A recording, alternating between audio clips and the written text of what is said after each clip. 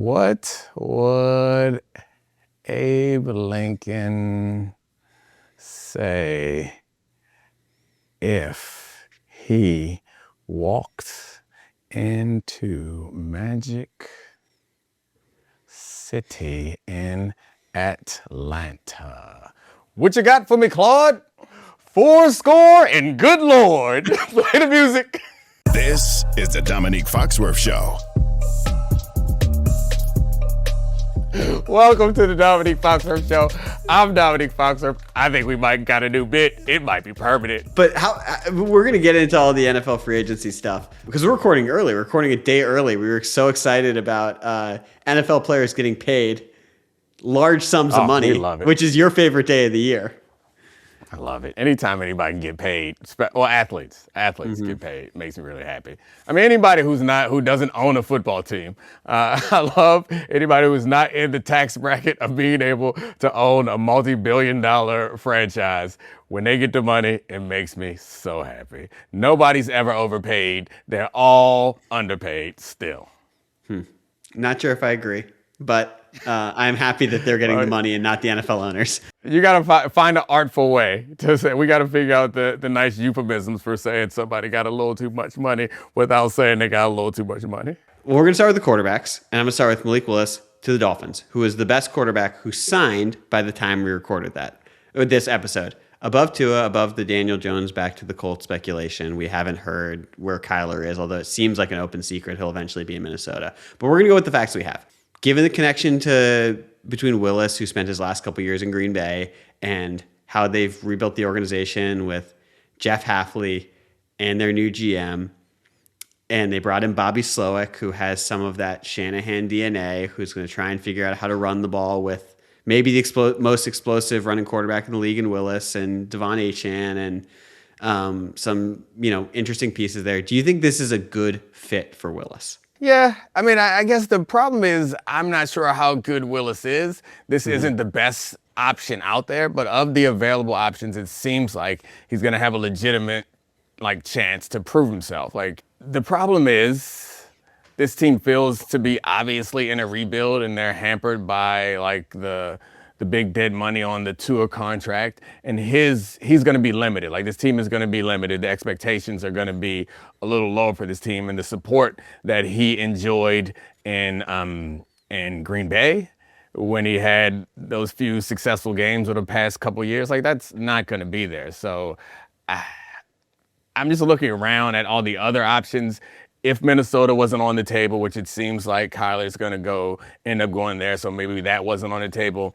I'm not sure where the better situation would have been. I guess the Falcons you could consider a better situation. So yeah, that's not the best spot. The Falcons would have been a better spot. I think this is so interesting. I just am imagining Bobby Slowick, who wants to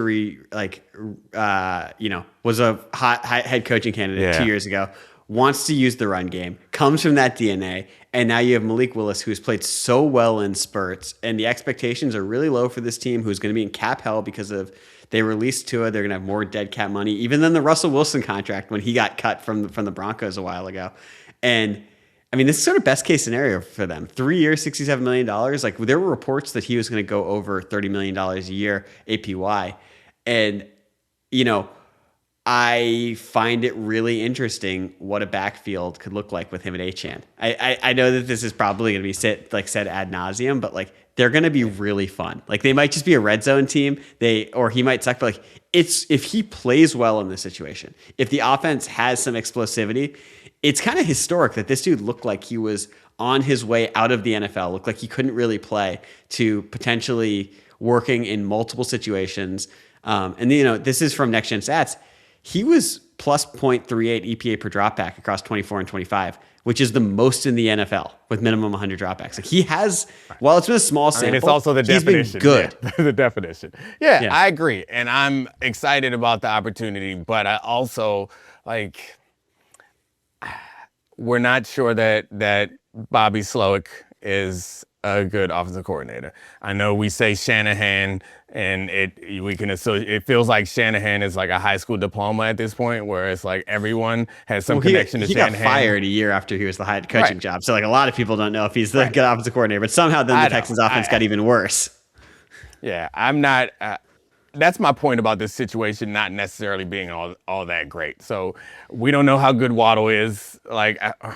We don't know how good Waddle is. It seems clear that he's not like as high as they drafted him type of player, like top of the league, true number one, difference maker, Tyreek Hill style player, which that's not fair. Not very many people are Tyreek Hill, but we haven't seen Waddle carry this offense alone. HN, we know, is an explosive big play running back. The offensive line has issues. The defense has issues. And like we started with the offensive coordinator, you have a first-time head coach. The offensive coordinator is unproven.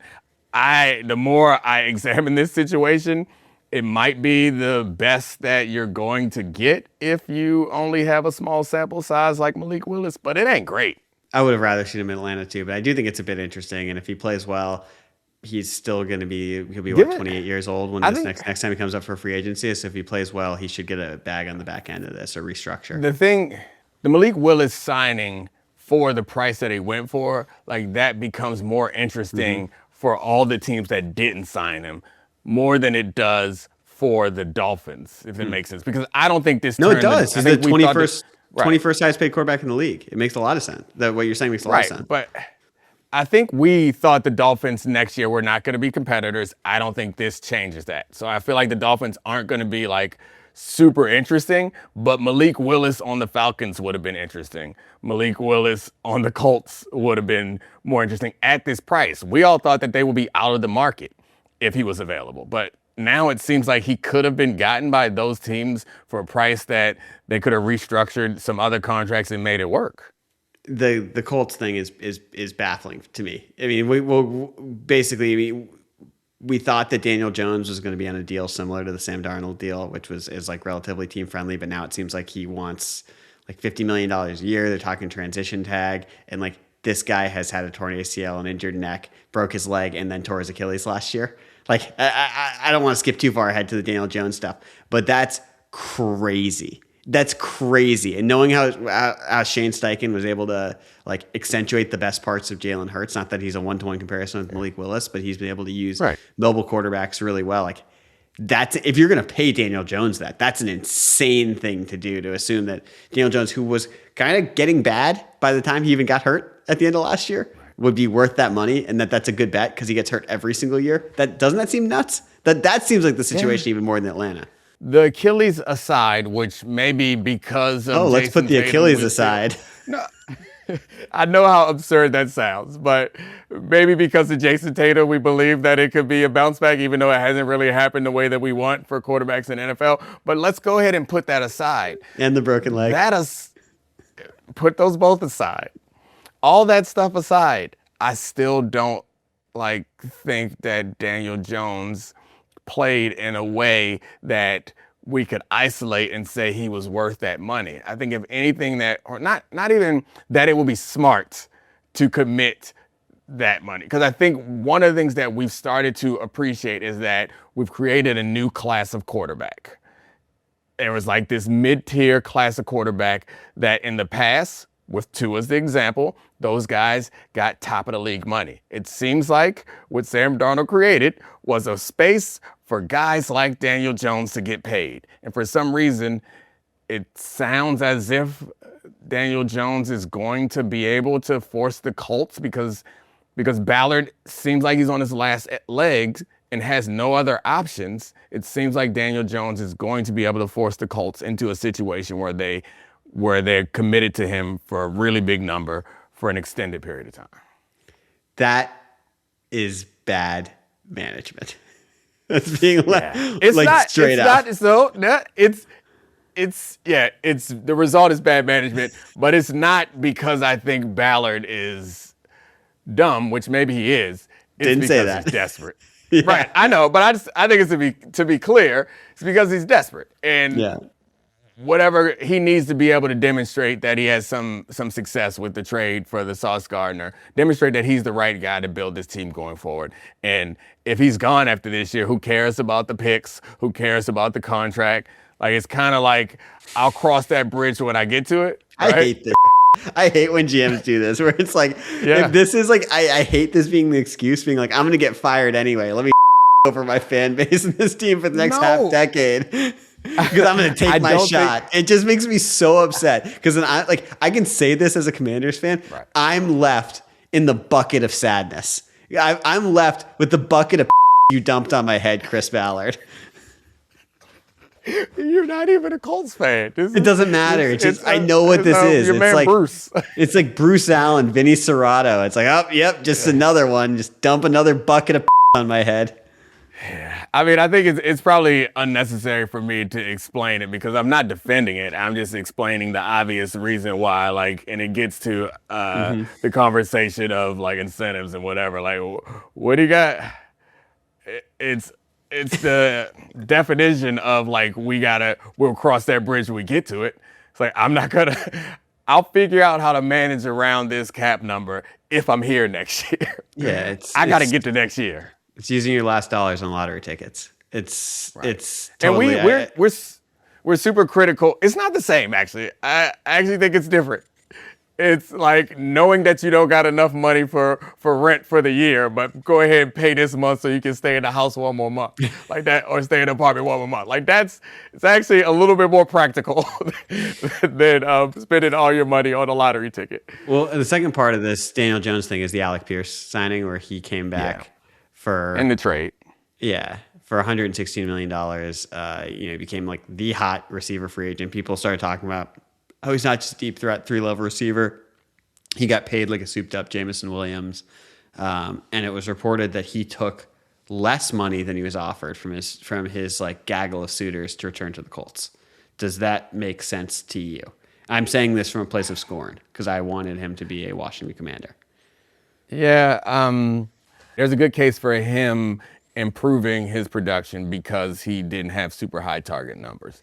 But it's not always a smooth transition to higher target numbers, a bigger focus of the offense, and more production. Fortunately, they have Warren there, the tight end, who I think actually is their best weapon on offense. Jonathan Taylor, not their best weapon. They have a lot of their best pass catching weapon. Yeah, they have great weapons on offense too. Josh Downs is really nice. Obviously, they traded Pittman, but like they've been like they have a really complete offensive unit minus what they're getting out of quarterback right now.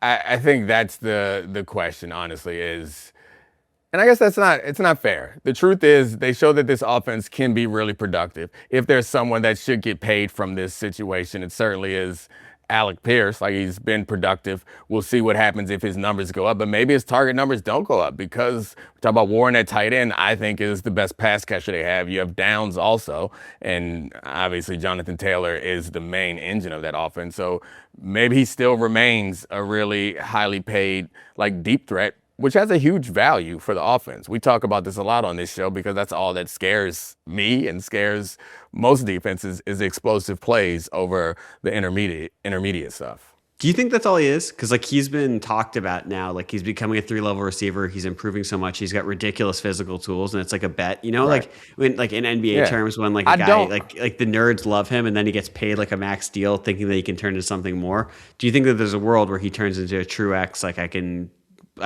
beat you all in like a bunch of different ways. I absolutely think there's a world where that could happen, but I think that it's similar to Malik Willis in that it's like we see the tools to be able to do it, but actually doing it is another thing. I think betting on him to do it is better than assuming that you have a draft pick that's going to get it done, because you've seen him, at least in my view, do the harder part, is like being the deep threat. Mm-hmm. I feel like creating intermediate routes or creating space on intermediate routes and short routes becomes a lot easier if people are afraid of your deep route. So I think the hardest part he's been able to do. So it should be able to translate to other parts of the offense. I don't suspect that he's going to get like doubled a ton because of the things that we pointed out earlier with the other weapons, but it's where the money has to go at this moment. And all that matters is if the offense can maintain its productivity, which takes us back to the quarterback question, which they don't have a good answer for right now because their quarterback is recovering from an injury that most people don't recover that well from. And their other quarterback, they're letting pursue a trade. And Anthony Richardson. Yeah, well, I mean, I don't think Anthony Richardson. Yeah, I don't think that counts as like us. Right, he got beat out. Yeah, the last thing I'll say about Pierce stuff is just that, like, you know, he's done these things with. I don't think it's exactly fair to compare to Malik Willis. He has more than 3 games on tape. And Willis does too, but he has more than more tape out there. And also, like, part of him doing this, being so efficient with bad quarterback play, it's like maximizing opportunities. So there's a world where, like, if they do have good quarterback play for an entire season, like, can he do all these other things? Like, we've seen some of the values of receivers where, like, DJ Moore is going for a 2nd-round pick, and we're hoping that he can be a separator for the Bills, or we're like the Eagles wanted a 1st-round pick for AJ Brown. And it's like, in certain ways, like, right now where they are in the career, like, I'm not sure you wouldn't take Pierce over those guys for the cost or what he is. I know it's a big number, but his skill set's really unique. Like, if he was in Buffalo, it'd be like, wow, great signing. Yeah, the Malik Willis comparison was a bad one, but I think the concept is still there. It's like we haven't seen him do it all, but we believe that we've seen enough to suggest that he can do it. But he's proven. I went through the explanation and realized how foolish the Malik Willis comparison was, because, like, my point is he's done the hardest part well, in my view. So yeah, I think you're right. You could easily make the argument that this is of the available receivers, including AJ Brown. You could make an argument that Alec Pierce is the one that you would want to go with, especially if you're doing a long-term deal or a longer-term deal. But we've seen AJ do it pretty recently. And when AJ's at his best, like, he was top 5 receiver in football and was like a true Batman alpha #1 guy. I just projecting here. But now let's talk about the funniest QB story, because this one, like, I know we couldn't lead with it, but I just want to take you through the last 18 months of Atlanta Falcons quarterbacking. Oh, no. They signed Kirk Cousins coming off an Achilles injury to a massive deal, to then immediately draft Michael Penix Jr., who had 2 ACL surgeries, multiple shoulder injuries, which confused all of us. We argued vociferously about Terry Fontenot and the value of the picks and GMs doing things differently. Did we argue? We didn't really argue about it. No. It wasn't really an argument, but anyway. I tried to present a defense. That's it. Yeah. Well, you did a great job. It was a fantastic defense. And now they have signed Tua Tagovailoa, who's released by the Dolphins. They only have to spend like $1 million on him because of contract offset language. But they now have had a year where Tua is now in the mix in their quarterback room. And I know Ben Solak pointed this out on his free agency recap with Mina, that if you combine the passing charts of Tua Tagovailoa and Michael Penix Jr., you have a full quarterback. One in Michael Penix Jr., who can drive the ball outside the numbers and throw the ball downfield, doesn't throw over the middle of the field, and Tua, who only dinks and dunks over the middle of the field and wants the ball out of his hands really quickly. None of them are healthy or really good health bets. And it's weird because we talk about maximizing all pros on rookie windows, and they have drafted like a fantasy football team. They have so much offensive talent with Bijan and Drake London, and even, the re-apexing of Kyle Pitts. And now they're kicking the can down the road with a 1-year deal from Tua. And I don't know, what do you think about how the Falcons handled their quarterback situation? It doesn't make sense, man. I've tried to figure out a way to make this defensible, but it's not really defensible. Mm-hmm. Like, I could understand Malik Willis makes sense. I guess the only thing, there's only 2 ways where this makes sense, is if they feel really confident in Michael Penix, right? But still, it still doesn't make sense. Like, the left-handed thing is the only thing that makes sense. Is like, we want 2 left-handed quarterbacks. So they're used to, because Drake London was talking about how you had to adjust to the spin of the ball. He's like, it comes in differently.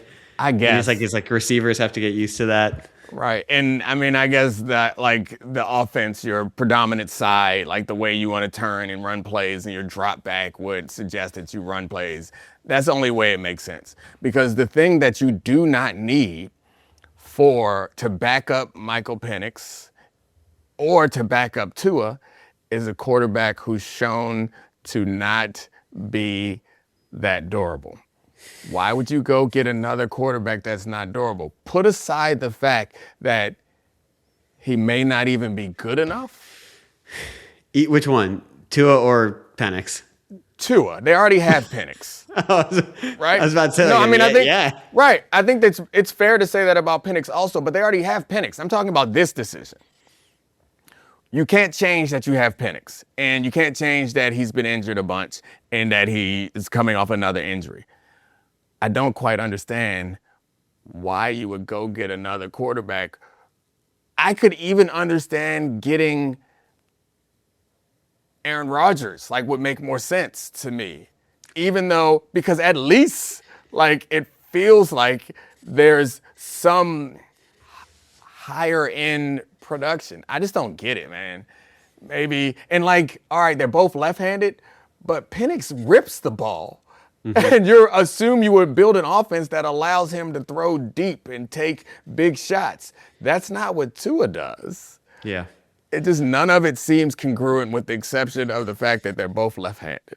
I mean, I guess there's like a good chance that just Bijan has like a career year out of the backfield and catches like 80 balls.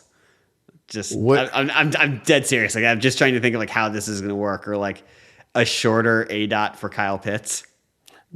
The only other thing is that they're doing what I ask NBA teams to do, is make your tank look believable. It's the only other option, which at least make it look like you're trying. But I love that you're just coming to the point that he's just a tank commander. I'm definitely not a tank commander. Or no, Tua. The Tua is their tank commander. Yeah. Well, let's pivot from this, because that was funny and that was like bewildering. But there's a team that's changed its identity a lot, which is the Kansas City Chiefs. They signed Kenneth Walker for, well, I guess 3 years, 43. And I think this is interesting because they had an explosiveness problem. That's something you talked about with Nate Tice. They had also been tied to Jeremiah Love in the draft. This changes probably their draft plan. And this is a team that in 24 and 25 had two historically low explosive run rates. And part of that is because of the way that they use the short passing game. Part of that's just because of this has been a massive issue in the offense where they can't create explosive runs. Do you think Kenneth Walker fixes their explosivity problem? I mean, of course not. The explosivity problem wasn't about the running game only. Like, that matters. But the explosivity problem we've talked about on this show a lot, because you bring it up about how the Chiefs were not, even when they were good, they were less fun to watch than they used to be because they were dinking and dunking down the field. And with Tice, we talked about some of the differences in the receivers that they brought in and why it hasn't worked out. So, yeah, I don't think Kenneth Walker solves that problem. I think Kenneth Walker will be really good there. Yeah. And especially when they get Mahomes back, he'll be really good there. But I still think that the answer has to be on the outside to improve the explosiveness. But the issues for me for this team is, one, when's the quarterback going to get back and who's it going to be until he gets back if he's not going to start the season? And two, what are they going to do about that defense, man? Like, the defense seems to be, at least the secondary in particular, which is something that's important for a Spagnuolo defense, is a versatile and flexible secondary. Yeah. It's going to be a complete overhaul. So I guess they're going to try to win through the running game next year. Well, yeah, and I mean, this is like the huge pendulum swing. Explosive offense, and they had this dominant defense with Spags, and maybe potentially swinging back. You're talking about Jalen Watson going to, he's going to the Rams. They traded Trent McDuffie. So the Rams. Yeah. Oh, sorry. Yeah, they're both Chiefs corners on the Rams. I do, before we get into that part, because I think there's some interesting stuff there, and this does connect to the NFC West.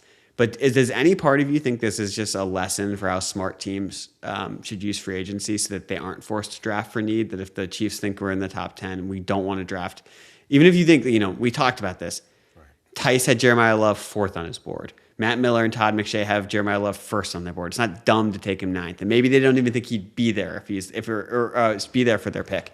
But like, does any part of you think that this is just good process where they're now going into the draft being like, we just can take the best player available no matter what?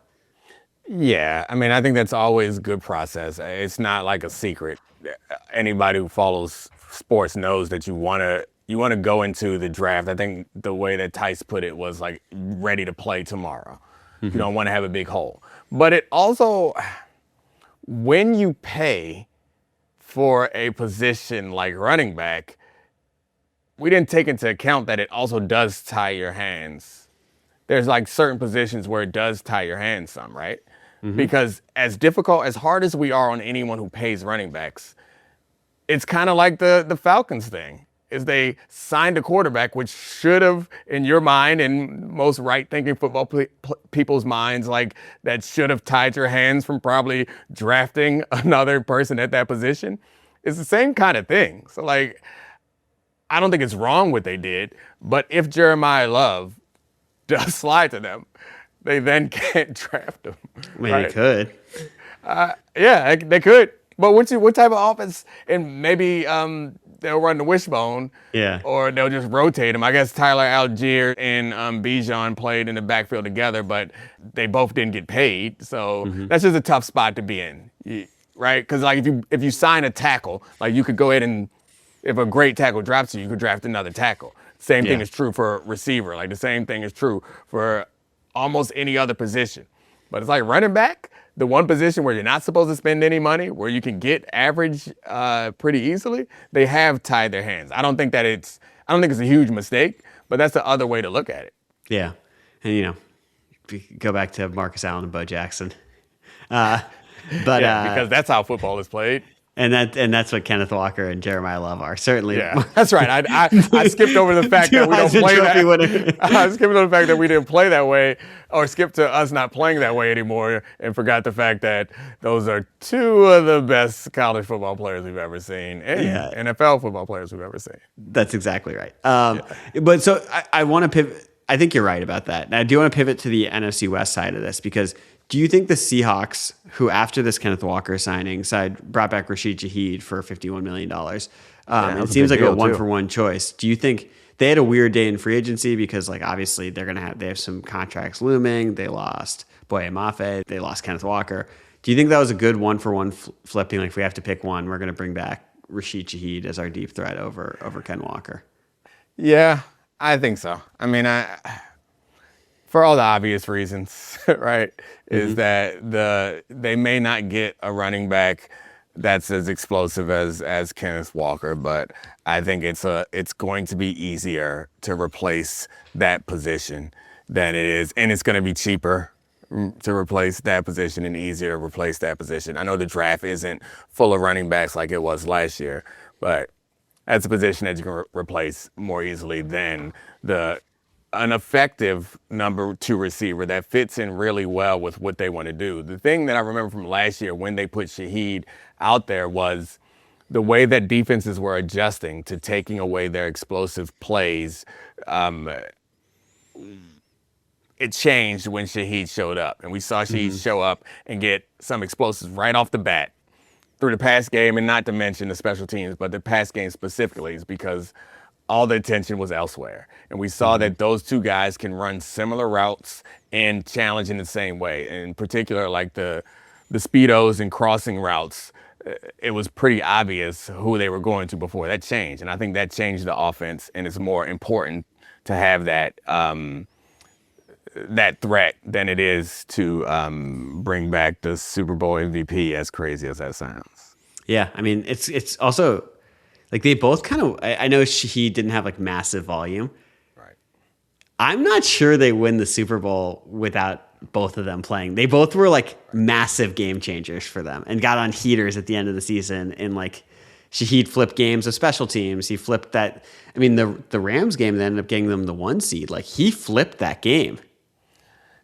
It wasn't only that game. Like I think there's a bunch of them down the stretch. Yeah. Right. But I think what I find is, as much as this is going to sound stupid. Like, obviously, the plays that he made, the touchdowns that he scored, the special teams returns, like, the those mattered. The Rams, the one that sticks out in my head, where it's like, those plays, they're dead. Yeah, those plays mattered, and they were a big deal. But what resonates for me is when I was watching tape, watching JSN get all the attention, and watching them try to find creative ways to get JSN open and struggling, and then watching Shaheed show up and watching him start to get those same plays and force the defense to be honest in a way that I think you would normally associate with a deep threat and a running back. It's like having two guys. And this, as anybody who watched this show knows, that I'm partial to that. I understand that you want to have different receivers that do different things, but I want both of my receivers to be able to thread you deep.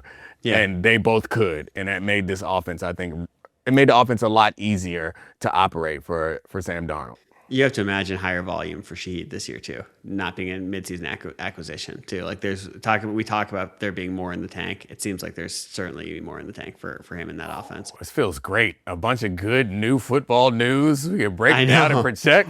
Well, let's talk about the other team that was from their division, which is the Rams. They signed Jaelan Watson. They now have. People had connected them for a while, I believe. The rumor was to Woolen, actually. Yeah. Being that Reek Woolen was going to leave the Seahawks and end up on the Rams as the big guy across from Trent McDuffie. But their holes had been the cornerback position, or that's what we looked at when we were looking at the offseason. It seems like they effectively filled that, and they have just like waves of talent on that team. Is that how you feel after these two signings, that they are in sort of the A position in this NFC because of the way that they addressed free agency? Yeah. I mean, I think it's hard to argue. I felt that way after they made the trade for McDuffie, and then they bring in Watson also, which I think is also a major upgrade for their 1 weak spot, and they play differently, which I think helps them quite a bit to be able to attack in different ways. I think most importantly is it frees up. I believe it probably frees up McDuffie to do what he does best, which is to play the nickel. Whereas if you remember from earlier shows, I assumed that they would put Lake at the nickel and keep McDuffie on the outside because they didn't have like any really stable outside corners. Bringing in Watson, and maybe they'll draft another corner or bring in another corner some other way. But bringing in Watson, I think, allows McDuffie to do what he does best, which I think is play the nickel. And maybe they'll play more dime and have him and Lake both in the nickel. But I like the idea of not having, because that was a huge part of the value for McDuffie in Kansas City, was his versatility and his ability to affect the game from the slot. So I like that he can do that more now. I agree. I think it's just interesting. They have optionality. Went from having feeling really limited at corner to like a bunch of ways they can play now. Another big signing, Tyler Linderbaum, $27 million a year to leave Baltimore to go to the Raiders. These two teams now inextricably linked in the offseason with the Max Crosby trade, and now the Raiders signing Linderbaum from the Ravens. Does this help the Raiders or hurt the Ravens more? Because we don't talk about overpays. We don't talk about overpays on this podcast. There's no such thing. It definitely, I think, hurts the Ravens more. Like the Raiders I think they might have led the league in cap space. Like they had a lot of space. They're signing a rookie quarterback. They're in a rebuild. They can afford to pay top dollar for the players that they think are important, especially a guy that they think is going to be the anchor to rebuilding their offensive line. And so, yeah, like I think it doesn't limit them from doing too many other things because of the situation that they're in. Building this roster, and their timeline is not championship today. So yeah, it hurts the Ravens more because the major weakness for the Ravens is the interior of their offensive line. Like if you followed the Ravens on through social media or at all, like their guard play, which is something that you never really hear like common fans talking about. You don't want to hear about guard play. You don't want to know the name of your guards like that.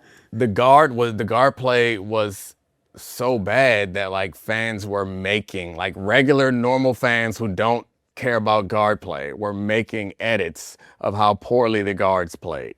And Linderbaum is a good center. I don't think he's like the best center in the league, but he was a little bit of stability between those two guards.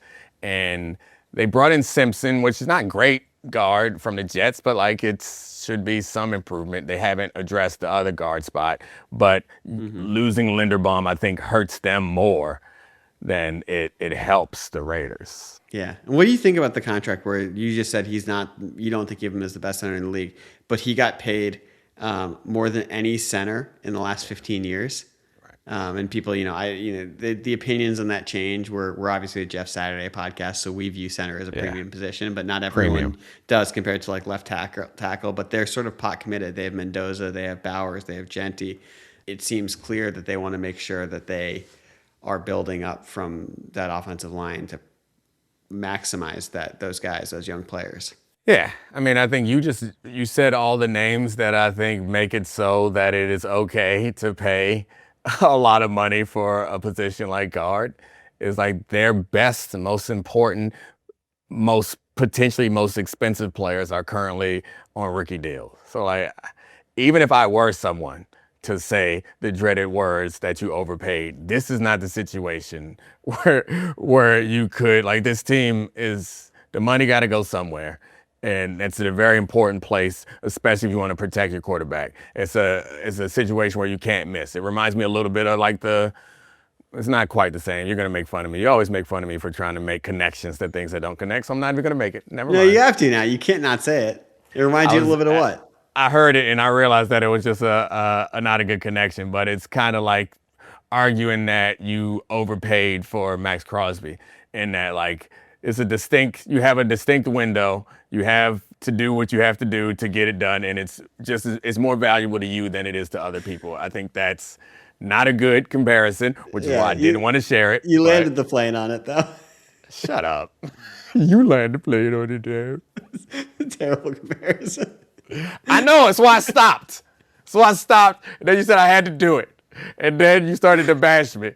Well, you got that stupid tennis shirt. That's why Carlos going to lose tonight. As we're taping this, I'd be surprised by that. Yeah, I'd be shocked. I hope he doesn't lose. I want to watch him. That's by the way, what you also did is like you just explained how every team ends up overpaying people. We don't talk about overpays, but like he's more valuable to us than he is to the rest of the market. So we got to get him at all costs. It's like famous last words from a GM who's like makes a bad decision. By that stupid logic, no one would ever get anybody. Like, of course, everyone who gets their player, with the exception of Alec Pierce apparently, is the one who thought the player was more valuable to them than anyone else. Like, isn't that like the definition of free agency? Not every signing is like a market outlier. Oh, yeah. Oh, no, I said it's more valuable to us than it is to anybody else. Yeah, that's what happens. That's how supply and demand works. Yeah, but then sometimes you get outlier things where you end up I guess, to your point, that's fair. But I guess my opinion is if you have like market outliers on the low end in certain positions, like that's the point. Like you have the opportunity to make these decisions that are important to you. So like if we have very cheap tight end who's maybe the best in football, a very cheap quarterback, a very cheap, I guess running back is never super expensive, but you're saving money there, it's okay to allocate some more resources elsewhere. I just want to read you one number on this, which is since 2011, this is from The Athletic, the highest average per year contract for a center, if we adjust the 2026 cap environment, had been Frank Ragnow's deal in 2021 at $22.3 million in today's dollars. Linderbaum just signed for 27. Market Good outlier. Job. Way to go, Linderbaum. Congratulations. Yeah, you're not going to get me to say that it's an overpay. I tried to work around it with market outlier. It's like a different way to polish it. I'm fine. I like that. We at the beginning of the show we said we'll find a different way to discuss it. I'm comfortable with market outlier or inconsistent with production. Well, let's talk about the last one of these, and we'll do a couple quick hitters. We'll get that one's interesting. Inconsistent with production. Yeah, Mike Evans to the 49ers. He signed there. Everyone immediately made the deal's a 3-year deal worth up to $60 million. I'm sure the incentive structure is built around that, but everyone's made the jokes about the electrical substation and his body and stuff. But the question I have is, does this feel like a desperate signing to you? Like this team feels like the window. McCaffrey's on an older point. His rushing was different this year than it had been years past, even though he's still like an electric pass catcher. Kittle's coming off an Achilles. Trent Williams might stand on business and really want to be traded if his deal doesn't get renegotiated. I mean, like if he gets paid, I'm sure he'll be fine to come back. Oh, This is a money thing. That would qualify as standing on business. Yeah. I guess I would just say it might because you know better than anyone else. Trent Williams, if he say he ain't showing up, he ain't showing up. He's not showing up, yeah. But do you feel like this is a desperate signing? Does this make sense to you? Like it'll be Evans and Parasol as their top 2 targets next year. Brandon Ayuk is not going to play another snap for this team. I guess, yeah. I mean, I guess the reason why I'm having trouble with answering that is because I do think this team is in desperation mode. But I don't think that this signing is like necessarily evidence of it. And by the way, the update on this contract is it could be worth up to $60 million. Right. I have more information now. Yeah. It's $16 million guaranteed in total. Right. Yeah, so we can move on. It's not a desperation sign. Okay. It's a signing consistent with the value. I think part of the part that we miss about some of these how few roster spots you have on an NFL team. And that jumped into my mind about the Atlanta conversation. Is like, yeah, it's just $1 million for Tua, but you're not going to carry a ton of quarterbacks. So like it's a spot that you're losing if you want to bring in another quarterback or if one of them get hurt or something like that. So that jumps out because I think Mike Evans at this point in his career and with the 49ers, who seem to get a lot of players injured, you cannot expect him to be an every down, all season long 17-game receiver. So I am less concerned about the cap allocation and more concerned about who is going to be there for the 4 or 5 games that he's not there, or who's going to be there to spell him in situations throughout the course of any given game. And yeah, so a lot of those spots, especially for that price, is guys that can fill in that blank, which is probably fairly easy to find, but the offense changes dramatically if you're anticipating that he's going to be a big part of this offense. It changes dramatically if he's out. Little double big dude offense is like them and the Steelers are doing the double big dude. Yeah. Let's do some quick hitters to end this, some signings. The Titans signing Wan'Dale Robinson. They spent 4 years, $78 million. He's obviously very good at layup routes. Does spending a lot on Wan'Dale make sense for you to help out Cam Ward going into year 2?